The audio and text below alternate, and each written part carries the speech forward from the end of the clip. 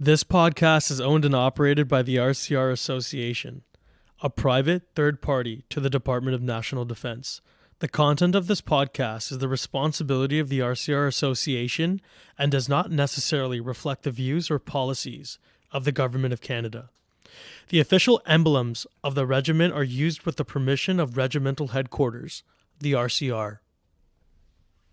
Hello, ladies and gentlemen. This is Manny Singh from 3RCR, the host of the RCR Association podcast. And on today's episode, we have our guest today, Dr. Georgiana Stanciu from the museum, the Regimental Museum. She is the director of the Regimental Museum over in London, Ontario. Doctor, good afternoon. Thank you for joining us. Good afternoon, Manny. Thank you for inviting me to your podcast. Absolutely. This is a fantastic privilege for us to get an opportunity to meet you and have a better understanding about the organization of what you represent that has such tremendous amount of value to the organization I directly work at, being in the infantry battalion. So, Dr. Stanciu, if you'd like to start by telling us a little bit about yourself and what exactly is it that you do? So, I am a museum curator and have no military background whatsoever in my previous education. I'm a museum curator. I have a relatively long career in various museums in Europe and North America. In 2006, I started working for the National Air Force Museum of Canada in Trenton. And 6 years later, I came to work for the Royal Canadian Regiment Museum at Wolseley Barracks in London, Ontario. And I am still here. Very happy to spearhead several quite interesting projects, absolutely stunning projects. That's that awesome. I'm happy to share with everyone. That's amazing, Doctor. Can I ask you, what is a curator when you say you're a curator of a museum? Well, curator is someone who takes care. Now, the big problem is what are we taking care of? And we can say that in museums, we have a lot of things to take care of. First of all, it's the collection that is at the core of our activities. And the second, but equally important, is the visitor. Because what we do in a museum is for the visitors. So we interpret the collection, we take care of the collection in the way of preserving it, making sure that artifacts don't get destroyed, stolen, etc., etc. And they are preserved for perpetuity for generations to come. Then with these artifacts, we research them, we document them, we create exhibitions around the artifacts, and we interpret a selection of artifacts for the benefit of the public. And this is what we do in general. At the Royal Canadian Regiment Museum in particular, we are lucky to be situated in a heritage building that is strictly connected, closely connected with the history of the regiment. I will go over that a little later. Yes. What's interesting to me is like just the name Wolseley Barracks. And I've recently was involved with the deployment where I was in Cyprus. And while I was in that location during Remembrance Day, leading up to, how do I say the story? So for Remembrance Day, while I was deployed, I got to go to Wolseley Barracks, Cyprus. And right, so I was such in a fortunate position because while I was deployed, they were looking for representation for the Guard, for the active service members to be involved with while we went to go and pay our respects for the ceremony. And so I volunteered my section that was over there. We're all from 3RCR. And we took place and took part of this amazing opportunity to get connected with our history and the legacy of the regiment.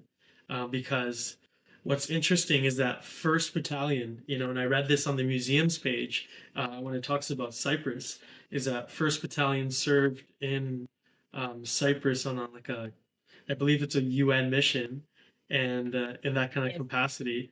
And so I just took an opportunity to have members of the RCR be there on Remembrance Day at Wolseley Barracks. Yeah, that was really Well, good. it's interesting that you mentioned it because this year is the 60th anniversary of UNFICYP, United Nations Force for Cyprus. And the deployments began in 1964. One RCR was the first of the RCR battalions to go there in 1966. And they stopped going there in 1993. I think RCR deployments to Cyprus ceased in 1991. Now, the reason why I say it's interesting because I know the story behind the Wolseley Barracks in Cyprus. And I know it because we did an exhibition dedicated to the 60th anniversary of UNFICYP. And this exhibition last summer, it is actually available in virtual format on our website, Oh wow! features artwork from Cyprus, from the deployments in Cyprus. And we managed to bring together 44 pieces, really nice, cute drawings, if you will, landscapes in Cyprus. And Wolseley Barracks was the operations center, joint operations center for Sector 4, CANCOM, the region of the deployment that was under Canadian management. That's so And we do interesting. have, yes, we do have a drawing of Wolseley Barracks. There are more stories to be said around Wolseley Barracks in Cyprus, in Nicosia more precisely. But we do have a drawing that was presented in within our premises last summer for this exhibition. Wow! What can you say about this drawing? It is a drawing that was created by Robert Shipley. Robert Shipley is a Canadian artist. He lives in Kitchener, who followed not the RCR, the 8th Hussars regiment in deployment in 1978. And one company of one RCR, I believe Charles Company or Duke Company, I can't remember which one, was attached to this deployment. So he went to Cyprus and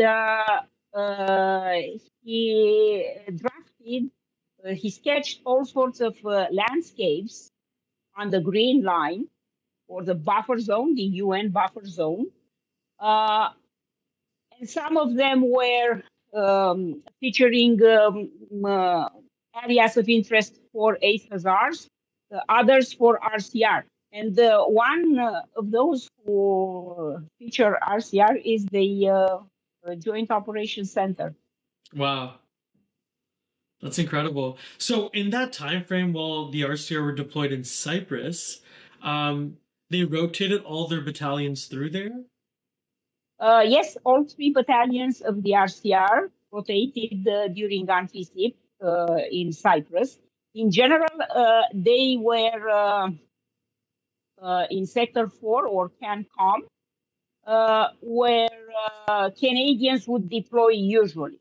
Now, the first one to deploy there was one RCR in 1966, as I said, until 1974, when Greek Orthodox Cypriots and Turk Muslim Cypriots came in conflict.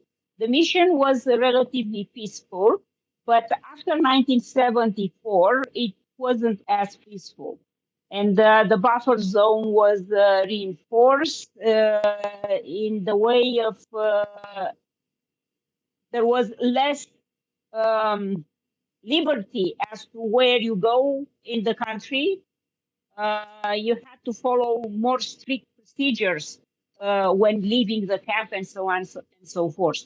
And there were situations where people were killed, Can not you only not only by in car accidents. Those were more the most often most frequent occurrence, but people who were shot because they just found themselves in the crossfire.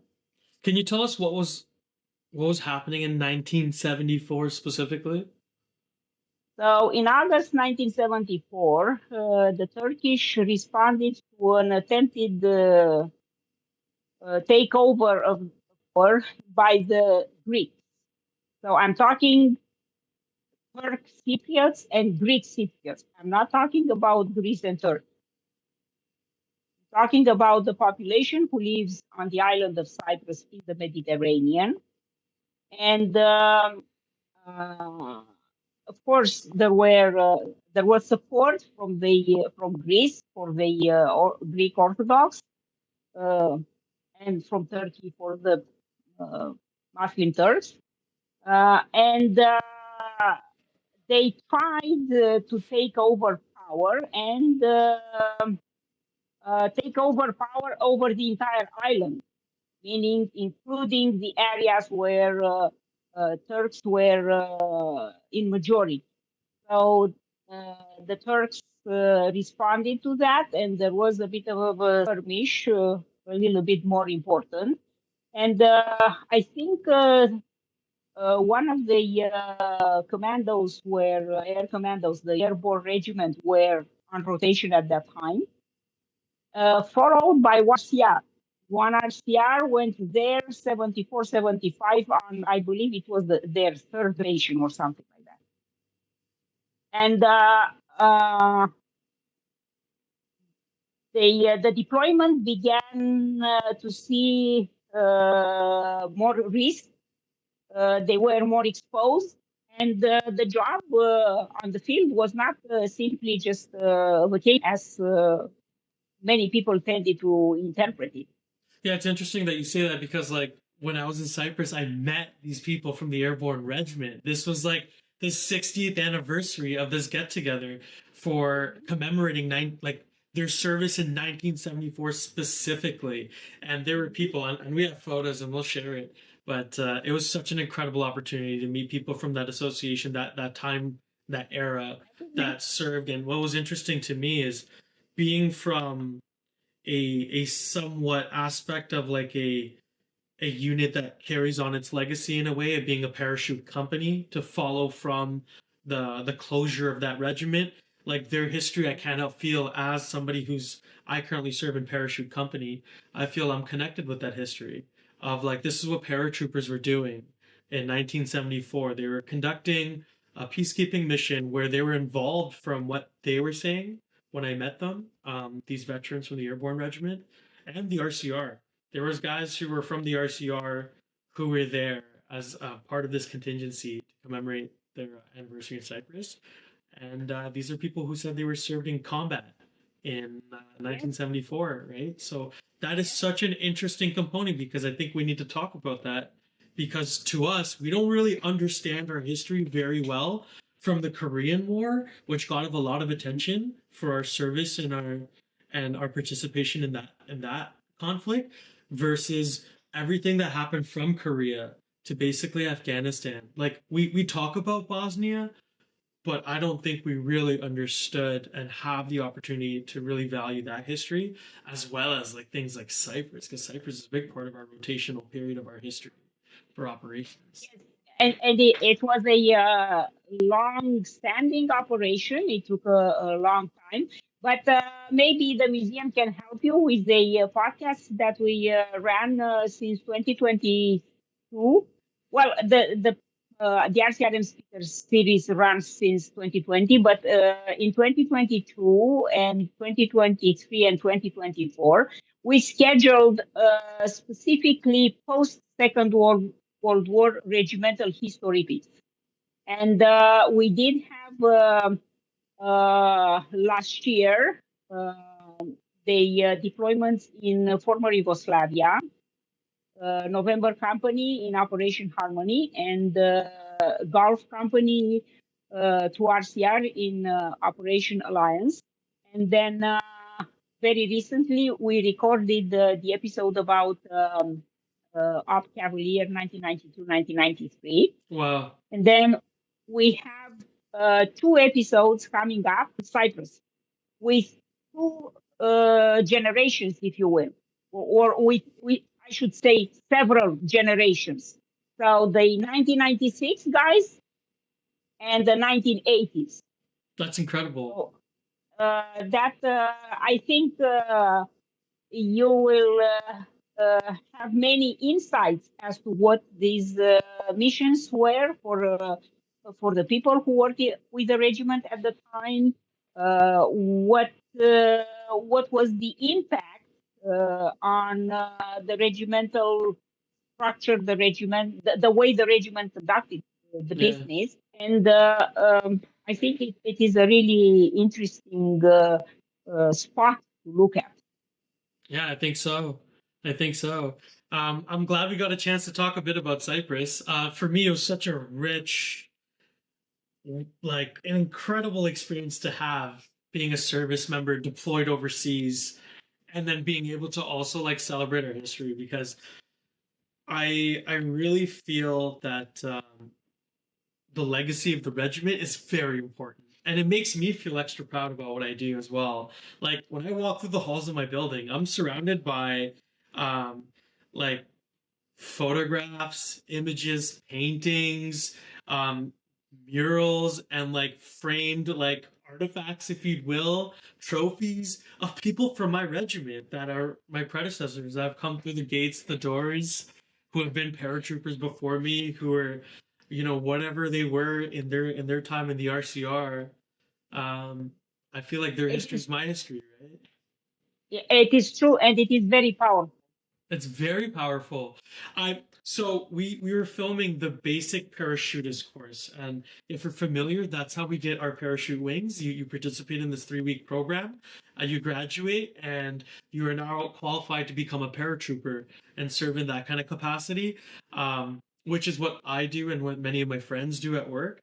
And what's interesting about that is that the program has existed since basically the 1940s and has been so regimentedly routinely ran that there hasn't really been much or any changes since that time frame of the inception of the course, right? Like some minor changes with equipment, but for the most part, what you're doing in 2024 on your basic parachutist course is basically the same course that you would have been doing in the 1940s, and that's so interesting because when you stand on graduation day, um, when you're at that point in the course, you've really understood kind of like where things kind of began with this whole capability. And by the end of it, you're so proud to be a part of this history now. And there's so much identity involved with this history. And that's a really proud thing for a lot of the times what I see is like young men in the environment that I'm in. It's so important for them to feel like what they're doing is significant. And that history plays a huge role in feeling what you're doing is significant. It's not just a job, right? It's not even just a career, right? It's like this weird thing about what I'm doing on my deployment matters to who you are, and what you do matters to who I am. It's like so interesting. Well, that's why it's important to look at the past because it always informs the future, not only the present.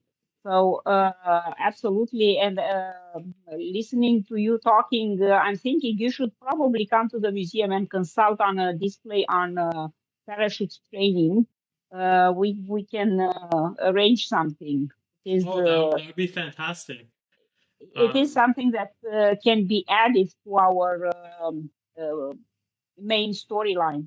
Yeah, like that's where I work right now. It's so relevant to my identity being an RCR soldier is being part of the parachute company. It adds an extra layer of identity to being in the RCR, and that'd be fantastic. And I'd love to make something happen, sooner than later. And I'll definitely be bringing it up, to try to make that happen on my end. Thank you. That's an amazing opportunity to have. Um, so Dr. Stanciu, please tell us, like, what made you want to become a curator of a museum? Like, how did this whole process, this journey begin for you? Uh, well, my background, the educational background, in my origin country, Romania. I was born and raised there, and I went to the Academy of Fine Arts to study for museum studies and art history. So I am a trained art gallery curator, fine art gallery curator, with an expertise in European old masters painting. So uh, 1500, 1600, 1700, 1800.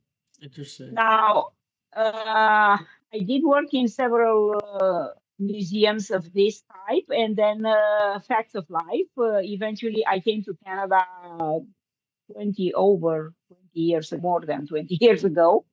And it just so happened that I got into the stream of military museums, which is slightly different. It's more community museum. It deals with the life of the community more so than with specific masterpieces as a fine art gallery would. Having said that, why did I go here? I don't know. I guess it's a personal inclination to build stories based on something else than words. Of course, you use words to create a narrative, but it's around an object, an image, an archive. That's so And interesting because that's yes, powerful, right?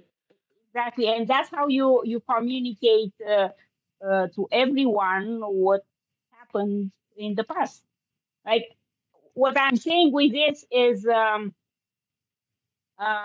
museum in 1950 was very different from a museum in 1990, and then a museum in 1990 it was very different from a museum in 2024. So there are various ways of communicating basically the same, communicating the message about the same object. Yeah, that's so interesting. And I find that like telling the story behind these objects adds so much personality and character to like the history behind why these objects even existed. And a bit about sometimes who it connects to as like a person who is directly responsible for administering this object, right? Like a weapon in war, or a uniform that belonged to somebody, or medals that belonged to somebody who did something very honorable and courageous that led to being recognized for valor. And I think that's a huge deal because, again, going back to the identity of the history where you come from, we live in a very unique organization. I say we live in it because it's such a big part of my life right now. Like I live in this organization, and when you see like medals, for example, like just that particular aspect of history, and you see it at a museum, when I look at it, like I can't help but think, like, wow, like somebody did a bunch of very incredible things to be awarded something like a Victoria Cross or a Star of Military Valor or a Medal of Military Valor or these other kind of awards for bravery and courage. And those ones in particular really stand out because everybody, I think, is really interested in the idea of heroes and having heroes. And sometimes a young person can find that when they look at stories behind who these objects belong to. And Yes, yes. It is true. It is true. And now, because you mentioned medals, indeed, a medal set. A medal is interesting in itself, but it is more interesting in a medal set because the medal set actually illustrates the individual's service, and you find out a lot of things when you look at a medal set. yeah, definitely, definitely. Um, so I want to give you an opportunity as well with the time that we have to talk about the museum. And if you want to go over your PowerPoint and discuss as much as you can in the next 30 minutes, that'd be awesome. And for Yes. everybody listening, we're about to get a virtual or a presentation tour on the museum and what it has to offer. All right, Doctor, please, whenever you're ready, you can carry Well, on. I prepared, I did this very brief slide deck because you told me that I can use visuals, and I didn't know how best I could incorporate the visuals in our conversation. And give me a moment because I need my reading glasses. Yeah, no problem. Sorry. No problem. Okay. So the Royal Canadian Regiment Museum, and why is it not working? No, I'm not here. Okay, this is the museum. This is the museum entrance. It is situated at Wolseley Barracks in London, Ontario. And our building is the first artifact of the museum. The museum is situated on the traditional territory of the Atawanda-Ron, Anishinaabe, Haudenosaunee, and Lenape peoples, who have long-standing relationships to the land, water, and region of southwestern Ontario. And just like any museum in the world, we have several statements for a vision, mission, and values. And our vision is to unlock the RCR history for everyone. Our mission is to safeguard the RCR heritage, tangible and intangible, while assisting in building pride, esprit de corps, and solidarity amongst all members of the RCR family. We also maintain an open dialogue with Canadians while promoting awareness about the traditional lands, history, and cultures of Indigenous peoples. And our values are respect, inclusion, diversity, reconciliation, inspiration, and creativity. Now, for more information on the museum and the museum structure, we do have a governance document and the strategic plan. We are actually on the second year. We begin the second year soon of the new 5-year cycle. And we have a website where we share a lot of information. So we start with the speaker series podcast, which is also available on Spotify. All 4 seasons can be found there. We have virtual exhibitions. We have education programs for children ages 6 to 18. And we have an online collection. Of course, we are also present on social media. And if anyone is interested, please do go on YouTube. You will find a lot of interesting things. Also on Facebook, Instagram, and LinkedIn.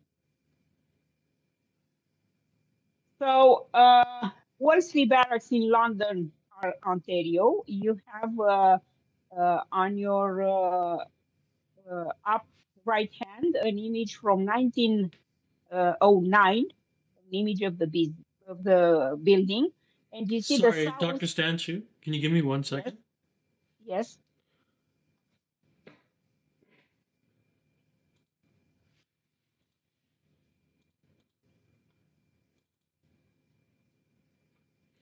Just had to make sure it was still recording. Okay, we're good. Yeah, we're still good. Sorry, Doctor, you were telling us about Wolseley Barracks and the images in the photo? Yes. So the museum is situated on the west wing of Wolseley Barracks, which is a Class A heritage building with Canadian Registry of Historic Buildings. What does that mean, Class A? Well, it means a lot. First of all, it means that it can never be demolished because it's a designated heritage site. DND has a history of tearing down buildings, and if they are not designated Class A, they will certainly be torn down. It's easier to tear down if they are not Class A. Interesting. I could go over the building, and I'm going to try to put it in a few words. It is the second military architecture built by the Canadian government between 1886 and 1888. The Interesting. first military architecture was Mackenzie Block at the Royal Military College in Kingston, 1876. Wow. And 10 years later, they eventually decided to establish a fourth company of the Infantry School Corps in London. And for the purpose of hosting this unit, they also approved the building. At the time, it was known as the Infantry School Building. Eventually, in 1894, it was designated Wolseley Barracks after the Field Marshal, the British Field Marshal, former leader of the British Army, Colonial Army, Sir Garnet Wolseley. And this building is very closely connected with the history of the Royal Canadian Regiment, because at any point in time since the building exists, there has been some RCR presence here. Up until like the when was it, 1992? Well, until today, we still have 4 RCR in the building. That's right. 4 RCR. Our yes, reserve sibling. Yes, yes. So please do not forget about them. That's right. The doctor said don't forget about 4RCR. Oh, yeah. Yeah, no. In all seriousness, we have a lot of friends over at 4RCR who do a great job at what they do. And so shout out to 4th Battalion. Yes. So this is in a nutshell, the story of the building, and the value of the museum in this heritage site, I think, speaks for itself when you start looking at the history of the building. Right. So there we are.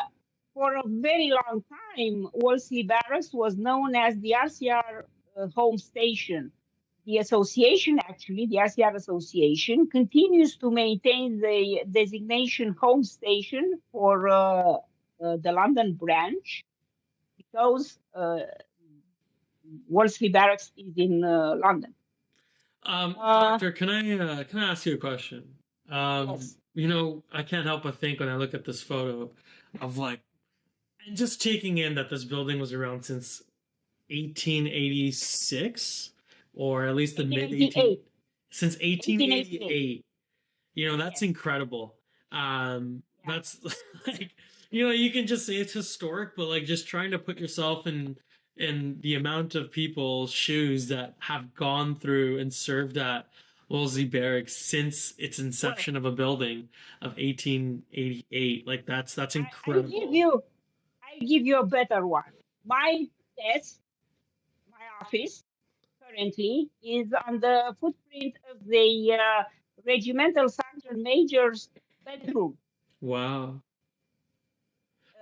We are lucky enough that the original floor plans, the architectural design has been preserved, and we know what they were planning in each of these rooms. And my desk is situated, I don't know if the cursor can be seen. Yes. In this corner, southwestern corner, where the regimental sergeant major had his bedroom.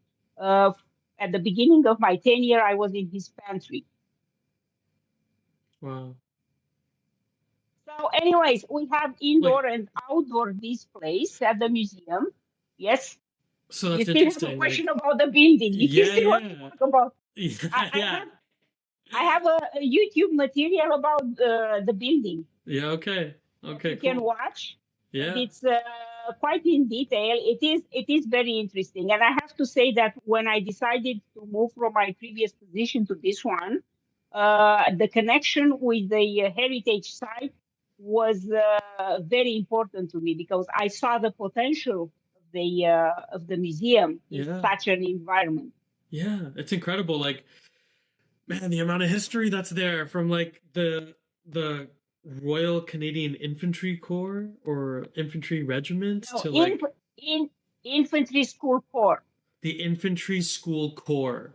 So Yeah, that's the origin of the Royal Canadian Regiment.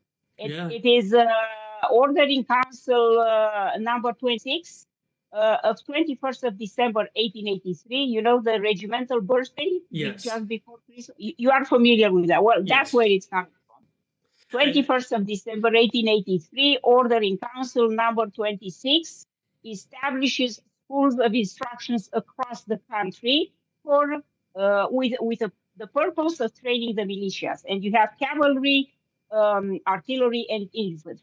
And they are known as infantry school corps, artillery school corps, etc. what's interesting is like this is a place that multiple battalions served out of, if I'm not mistaken. Uh, except 3 RCR, all of them. Well, 3 RCR in the current configuration of 3 RCR. Right. So Yes, one and two even RCR four. served. Yes, they did. Well, two had a very transient passage here in London, but one RCR has been here since the 50s after their last deployment to, well, no, sorry, their first deployment to Germany in 1957. Right. Okay. And they were here until 1991 when CFB London was shut down and there were admin transformations and so on and so forth. But anyways, can Can I I move just on? understand that Yeah, was it just one battalion lived at Wolseley Barracks at a time? Would another battalion I, be deployed? Is that essentially how it kind of worked? I think that's what happened. But also, um, the second battalion was established post Second World War in order to deploy to Korea. The Interesting. second battalion was the first to deploy to Korea in 1950, and Colonel Bingham did state that in 1947, when he took over command of the battalion, at the time there was only one, he was mandated to create a second battalion with the active force to be deployed to Korea. And that battalion was stood up and trained and so on and so forth in Petiwawa. They went to Korea, and from Korea, I think they had a very transient passage here in London, because in 1953 they deployed to Germany, where they stayed until 55. So And in 55, one RCR went to Germany, and in 57 they came back. They were in London and Ipperwash. Ipperwash is a 100 kilometers west, 100 and something kilometers west of London. Eventually, in the 60s, they are well established back at Wolseley Barracks, and they've been here until 1991. wow. The 3rd Battalion, as we know it today, it was raised in the 1970s in Petiwawa. There is another 3rd Battalion, the 3rd Special Service Battalion, in 1899 to take over garrison duty in Halifax following the deployments for South African War. So are we talking about the Boer War? The Boer War, yes. The Boer War. Yeah. Okay, interesting. And if I understand my history correctly, there's two Boer Wars. Oh, there are, yes, we know them as Boer Wars, but actually there are multiple confrontations on the African continent between Right. the British colonial armies, and eventually in 1899 they requested help from the colonies. Canadians opposed some resistance. Eventually they went there. Well, that's interesting. Like that can be a significant interview in a podcast in itself, talking about our history in that conflict. We have a curated before and a podcast about it. That's amazing. So The curated. Sorry, go ahead. So the No, curated tour is on our YouTube channel, and the podcast episode is in season 1. oh wow. I need to check this out because as an individual, I'm very interested in these kind of historical events because it was significant to the especially the combat history of the unit and being involved in different wars and different conflicts around the world and these different environments against yeah it just Well, I have a couple of images following this slide that might interest you. And I'm pretty sure you will want to talk a lot about those. all right, I'll let you continue. So I just wanted to introduce my team because I'm very proud of them. Okay. They are lovely people, highly trained professionals. The public programmer, Sarah Coates, the collections registrar, Alana Rayner, myself, the retail clerk, Mara Hassan, and the receptionist, Maria Nipigit, and Kerry Loudon, who's helping us with marketing. And the bottom image is our volunteers. It's an older image, and some of them are no longer with us, but it's an image that includes all of them. I wanted to show them all. Wow, that's incredible. So, big team. I'm going to show you a few artifacts now. I did a section of artifacts and a section of exhibits. Okay. And what you are seeing here is the first enrollment ledger from January 1884, a company in Fredericton, New Brunswick. And in this roster of names, you see their age, right? Yeah. Wow. You see here someone who is 53. This guy, his name is Thomas Mackenzie. He was a veteran of the British Army when he came to Canada. He came in St. John, New Brunswick. And in 1883, he was a captain. He had elevated through the ranks. And in 1883, in order to join the permanent force, this is important to understand. So the infantry school corps is the active militia. That's how they identified the permanent force at the time. Right. So they were not militia reserve personnel. They are active duty. They are paid by the government. So just so we can understand this, while we're talking about militia, we hear the term militia, right? Because that has a significant terminology behind it. And if I'm not mistaken, the concept of a militia is an organization of people who are essentially militarized to form some sort of organization that is a component or in support of a regular standing army. But if I'm not mistaken, what's happening in Canada in history at the time is that we don't really have a standing army. It's just like it's a part-time, almost like a citizenry, or what's going on here? That's exactly what it is. There was no, with the departure of the British Army post Confederation, there is no active force in Canada, and there is actually, technically, there is nobody to train the militia. There were plenty of militia regiments because they all,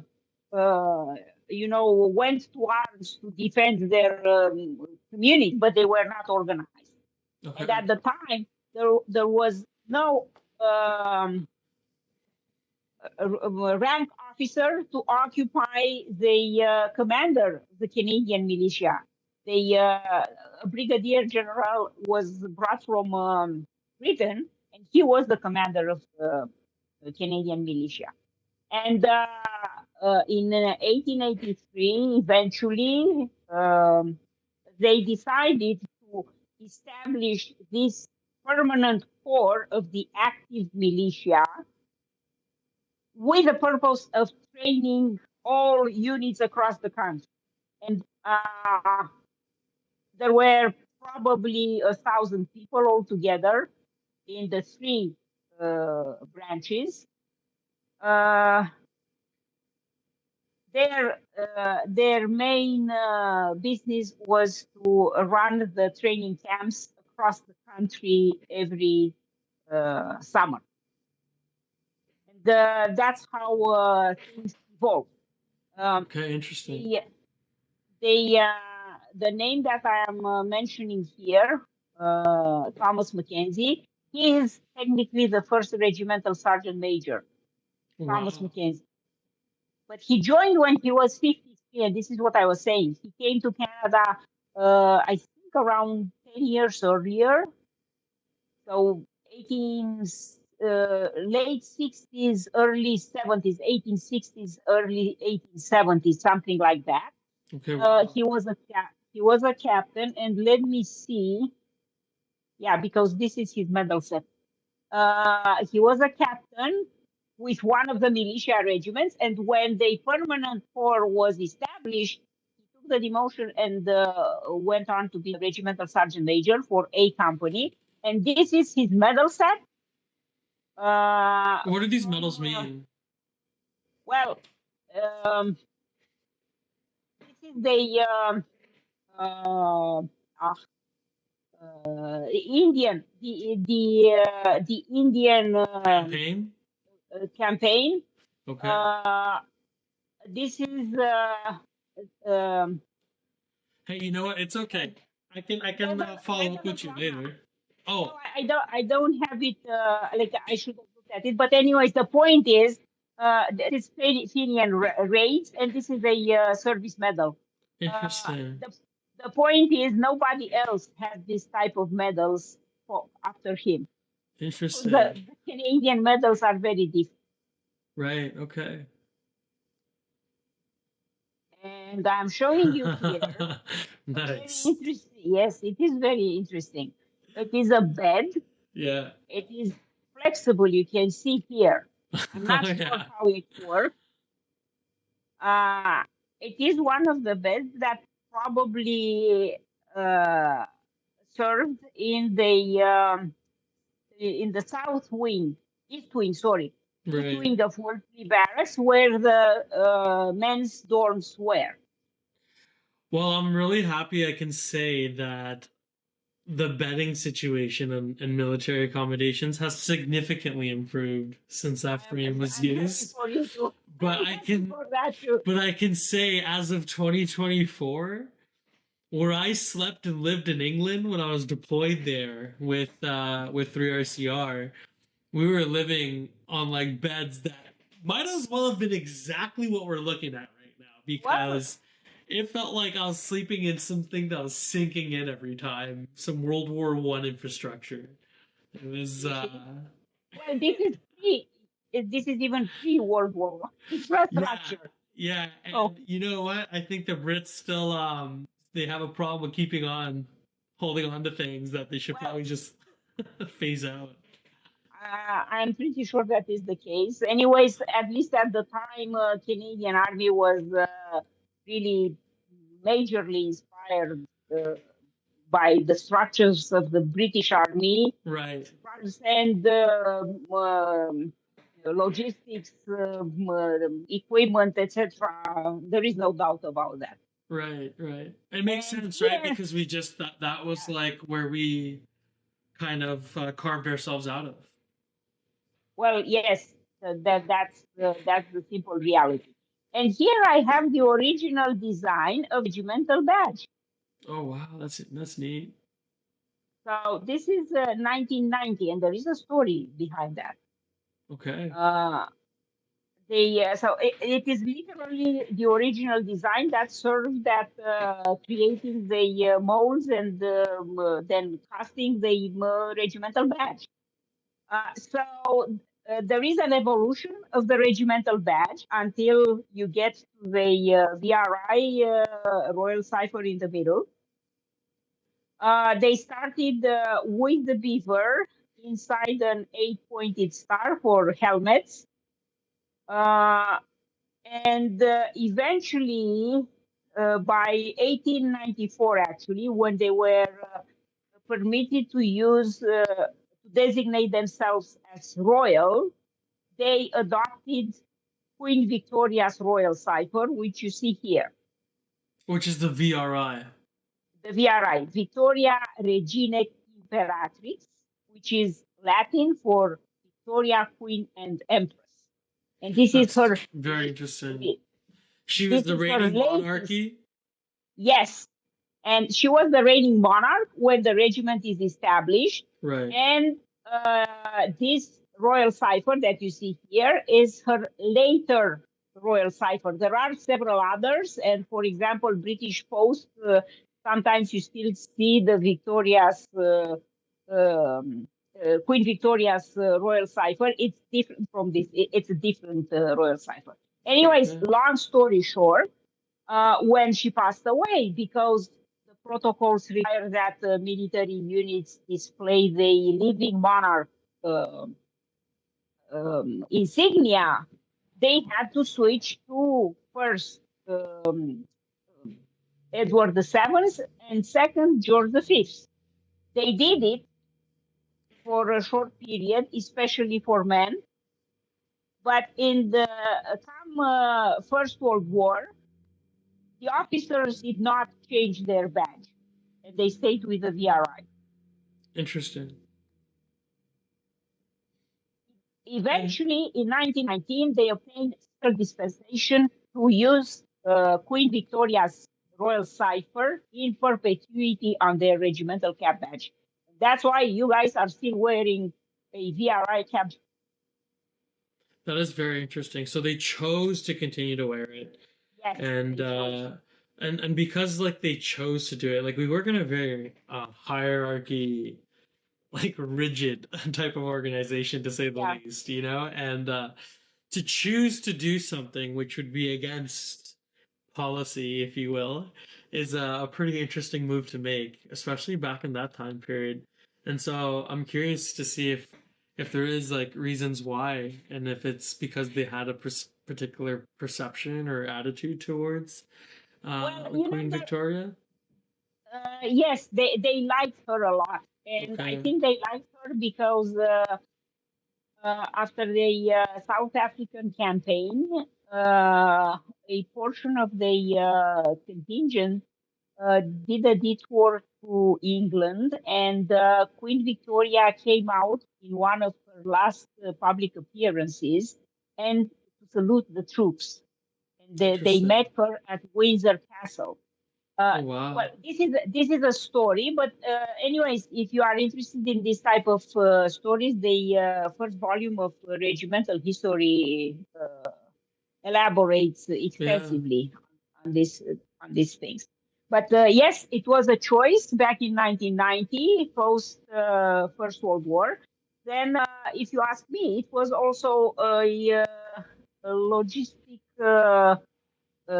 reason, quite a good reason to stay with VRI, because every time a monarch passes away, you have to change all your accoutrements. Yeah, it's very interesting. So it's this type of objects that we have in our collection. And now I'm just jumping over time. Yeah, it's all good. I just want to say, like the symbolism of the regimental cipher has become such a big deal at the unit, where it's a part of our identity, right? And it's what we use, and we display it in many ways. You know, whether it's talking about on our PT shirts, our regimental apparel that exists. We have it on patches. We have it on tattoos, right? It's pretty interesting. I have it tattooed, so it's like it's a very interesting symbol of like the fraternity that exists within an organization that has culture and history in it, right? Yeah, it's the beaver collar dog and the VRI cam badge. That's you see that you know it's RCR. Yeah, yeah. So I kind of did it purposely, because if I start going over the the objects between First World War, so after 1914 until and little post Second World War, we would be here until next year. Yeah, But fair enough.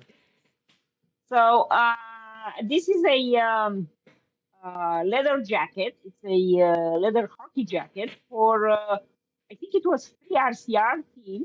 Interesting. One Canadian Forces League championship in Germany, 79, 80, 1979, Interesting. 1980. Yeah. Yeah. And another interesting item, the Duke's company banner. Wow, Duke's The, company banner? yes, Duke, you know why Duke's company is called Duke's company. I've been told a story about it, but would you mind sharing it? Well, it's after the Prince Philip, Duke of Mm-hmm. Edinburgh, Right. who was colonel of the regiment for many years, actually, from 1954 to his death 3 years ago now. And in the 1980s, he had an idea of naming one of the companies of the regiment after him, to have his own company. And in 1980, this was formalized. And with a ceremony here at Wolseley Barracks, he presented this banner to a company of the 1st Battalion. So Duke's company is actually a company of the 1st Battalion. Very interesting. And that was presented in the 1980s at Wolsey Barracks, London, More Ontario. precisely, yeah, in May 1980, more precisely. Wow. And you see here this is the Duke's cipher. Yeah. And don't ask me about the Prince Philip's cipher because I don't know that much, Yeah. but I know it is his.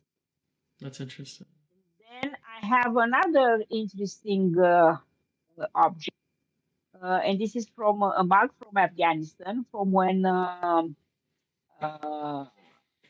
task force, I'm not exactly sure what Roto, but a task force, Yeah. RCR and Dragoons in Afghanistan in 2008 on the 125th anniversary of the regiment. So they were deployed, and a former colonel of the regiment, Dennis Thompson, was the commander of the task force, and the colonel of the regiment at the time, General Walter Holmes, was visiting, so he brought him this mug. Interesting. There must have been a big celebration of the regiment on the 125th, even though like a contingent was like in a battle group. Probably, I think this might have been Task Yeah, Force 308. yeah. I think they were. The celebration wasn't as magnificent as one would have thought, Yeah, just because they were deployed. It yeah. is the case. It is the case of the famous 50th anniversary in 1943 in Ortona with the Ortona toast. Oh wow, that's it. That's an incredible part of our history too. That gets Oh, celebrated till totally, this day. Yeah. totally. So we are. I'm now showing some of the weaponry post Second World War. Mhm. Some of the NATO weapons on the left, and well, we would say Warsaw Pact on the right, Okay. uh, because this is the basically the logic in during that time. Oh, Right. sorry, I went back Okay. instead of. All right, and now I'm going to take you through a few images in the gallery, Okay. just so you have an idea what the museum looks like. And here is the beginning of the gallery, of course, the beginning of the regiment. And you see here the original design of Yeah. the regimental cap badge. And you see this cutaway of officers from 1884, A Company in Fredericton, with a great coat here. This great coat, it was actually, is dated 1887. So maybe it didn't belong to any of these gentlemen, but someone like them. Wow, this like they were wearing this at Wolsey Barracks Yeah. Well, not no. In Fredericton, they were in in Fredericton. Fredericton. Wow. Yeah. Okay. Interesting. And we also have a collection of 11 objects of, I would say, unknown cultural origin. They were clearly collected during the Northwest resistance, some of them, but I have doubts about some others. I think they were collected elsewhere. And so we Okay. are trying, yes, the officer who had them, he traveled not only in South Africa, but also Western Canada. And I like if he collected mementos during the Northwest resistance, I it's likely that he would have gotten some in South Africa as well as in Western Canada. Like these zoomorph type of objects, they are more specific to Western Canada. Hmm. The horn, I don't think it is Canadian actually, nor are these beads. That's interesting. So basically, Yeah, a person's personal collection of items that they've had on different campaigns. yeah. Wow. And here we have an overview of the South African War. Right. Awesome.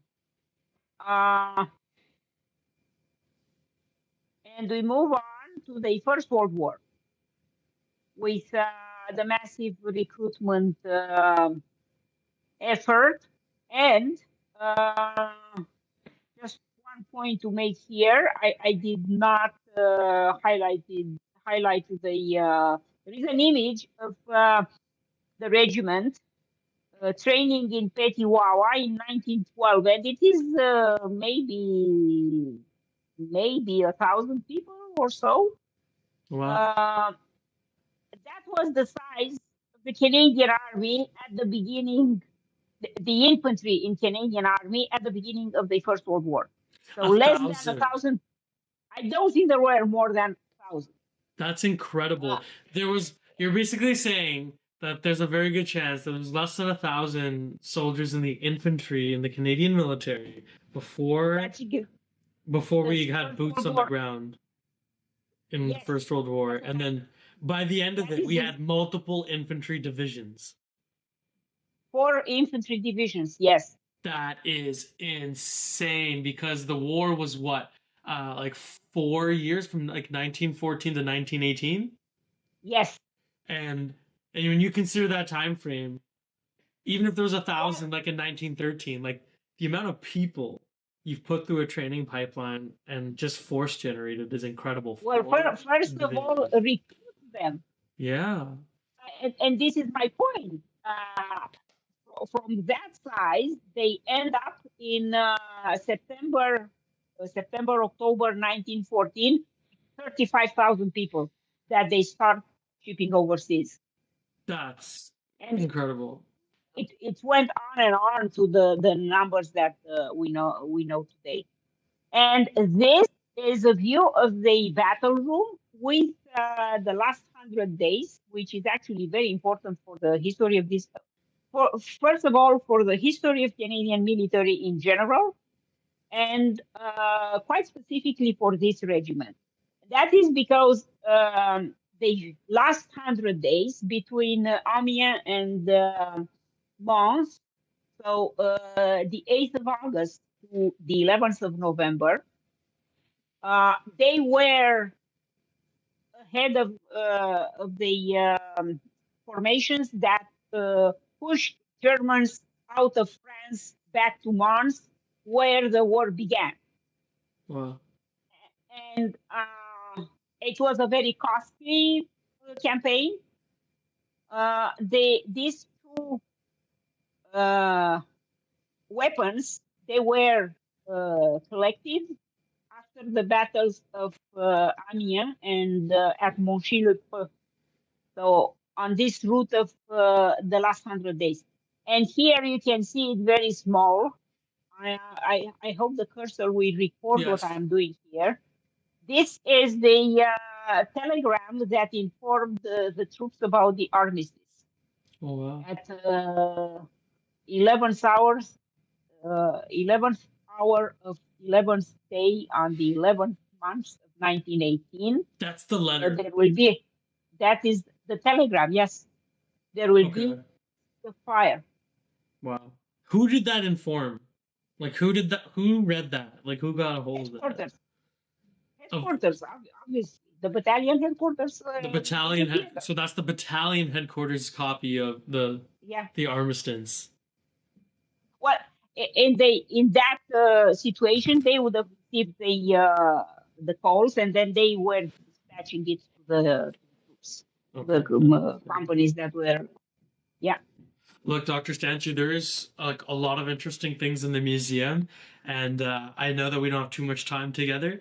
But if there is a few more slides you want to just brief us on real quick, and then we'll go to the conclusion. Yes, I was going to say we are only at First World War.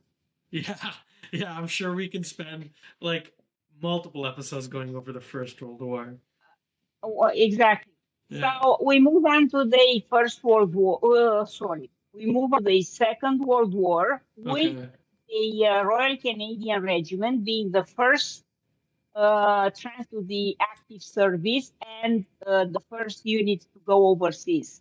Because what happens in the Second World War is slightly different from the First World War, when Canada was at war with Germany automatically by default. In 1933, we have the Statutes of Westminster that give Canada, well, in general, the colonies a little more autonomy.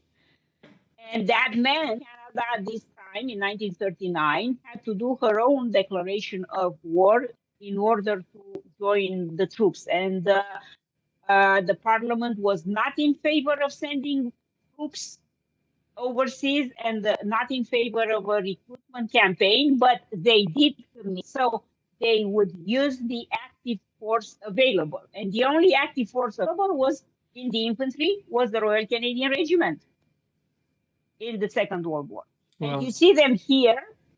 This is a photograph in Valcartier of that group of people who left Canada after Christmas 1939, and they were there for New Year's Eve. Wow. And there we are in the Second World War.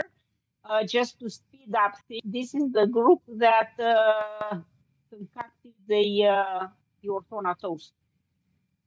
Here, this is the headquarters of the battalion in Ortona in 1943.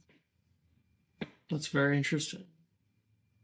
And we move on to post-Second World War with the establishment of United Nations and the first conflict under United Nations umbrella, so to speak, and the RCR to the 38th parallel, the Korean War. Wow. There's a lot of great history that you guys have up there, great displays. It looks like this is incredible. Like it's very well designed, very well illustrated, displayed.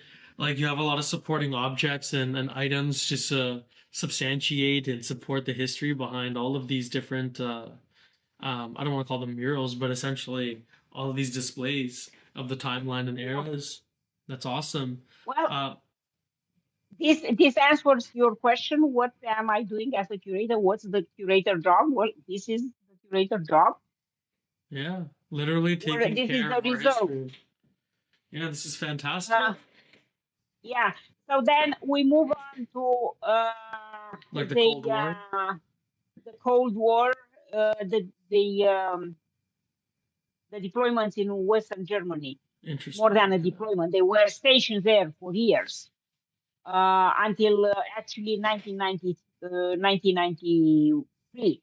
And it started in 54 with the 2nd Battalion, and they were there for the next 40 years.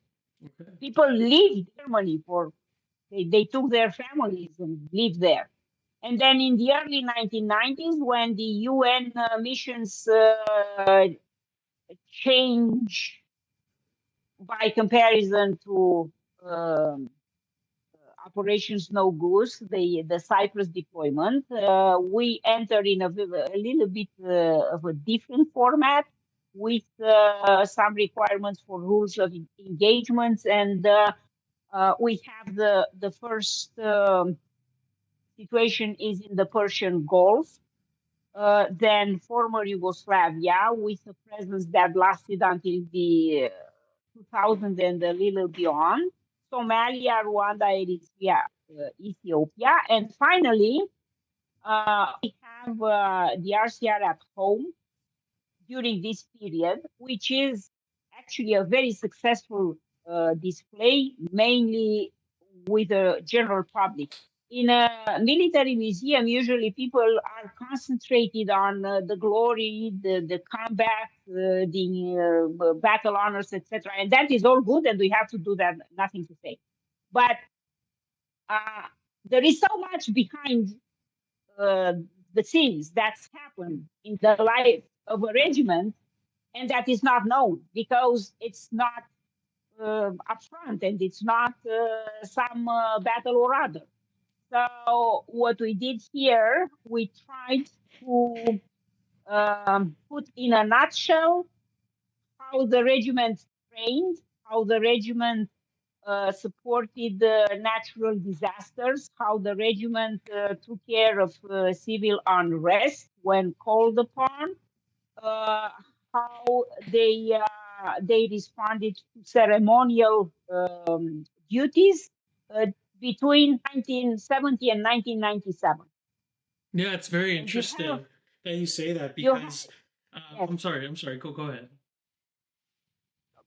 I was just going to point out a couple of unbelievable things that members of the regiment did during this period. You would not expect from an infantry regiment to discover the last human remains from Franklin expedition in 1846. Yes. Oh wow. Do you know about the Franklin expedition? No. How do you say that? No. Can you say that word again? The famous Franklin expedition. The famous Franklin expedition? Yes. No, I'm not aware. So in 1846, a British expedition of two ships that were state of the art, like the space rockets, the most advanced space rockets nowadays. They went to find a direct route through northern Canada to the Pacific, so the Northwest Passage. This is what they were looking for. Of course, it was in the Arctic, and eventually they stalled and they froze over several weeks. Uh, the failure of this expedition sparked a lot of interest ever since, and everyone wanted to find the remains, etc. Well, in 1973, a group from one RCR left in July for a week Arctic training exercise with the idea that they will go on the footsteps of Franklin expedition. So they had a map and do some training, the exercise, because it's the Arctic. Okay, fine. And what they found were the only human remains from that expedition that they collected and they brought back down south. That was interesting. That is such an incredible part of our history. Like just hearing about that, the Northwest Yeah, Passage, and dispatching a contingent over there. I can't help but think yeah, about what exactly. just happened to me recently, and it's like, you know, you hear about this and having a page just dedicated to all the things that have happened outside of just combat operations, which is, like you said, a significant part of our history. But what also is a significant part of our history is that there's a lot of things that happened outside of that. Like combat is probably only a exactly. a certain percentage, a certain fraction of it. And I don't know where to put it, if it's just a third, or if it's a quarter, or if it's even less than a quarter of our history. But I can tell you that I've been on four like operations in my career. Um, and each one of them was different, and each one of them had nothing to do with being involved in combat.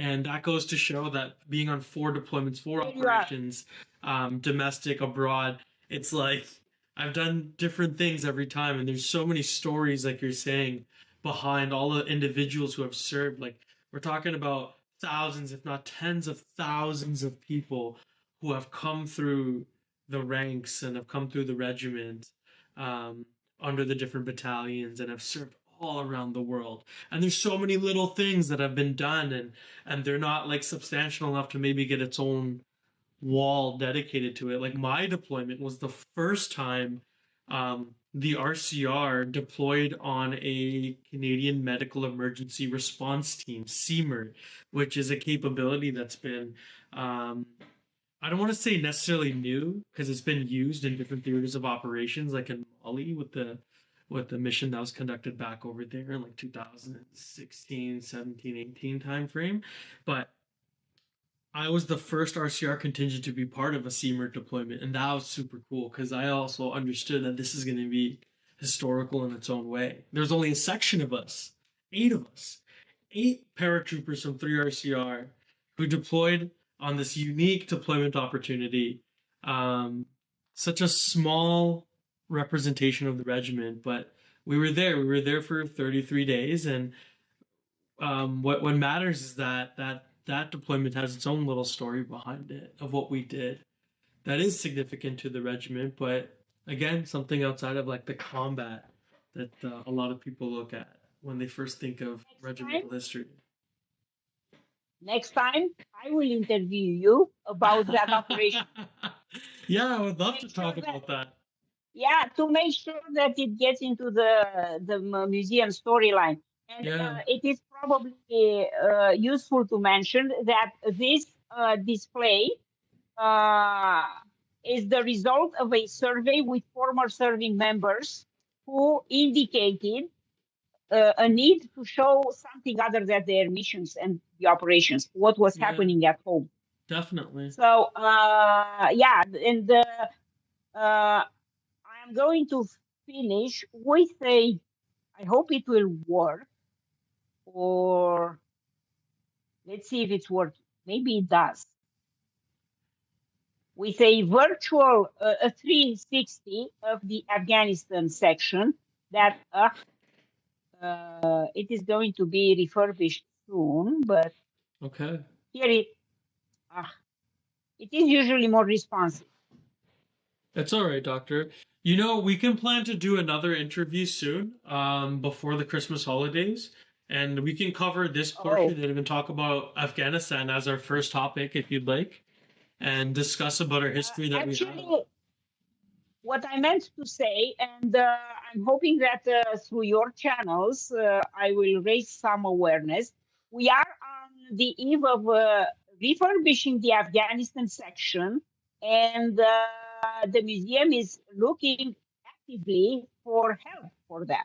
And if you have, and if anyone who watches this is willing to share their story, or any artifacts that they may have brought back from the field, I would be very happy to engage in conversation with them, because this is our next project, refurbishing of the Afghanistan section in view of the 25th anniversary in 2026. Oh, that's fantastic. We'll definitely spread the word from our end. If you could actually put that in an email and send it to me, I will make sure I distribute it through my chain of command as well, because I'm sure there is going to be a lot of people who would like to make sure that the Afghanistan history is as well preserved as possible. Well, there will be a survey coming out early 2025, and of course, I will distribute it through the chain of command. And yeah, this is in a nutshell what I do and what happens at the museum. And I think now you are convinced that we can run multiple video casts. And I know at least two other people that I would recommend to engage with you. Fantastic. I'm looking forward to building on this and further developing our relationship between soldiers in the operational battalions and then also with the museum, this important sub institution that exists that plays so much value in our history, our legacy of the past, the present, and trying to do better to cover for the future.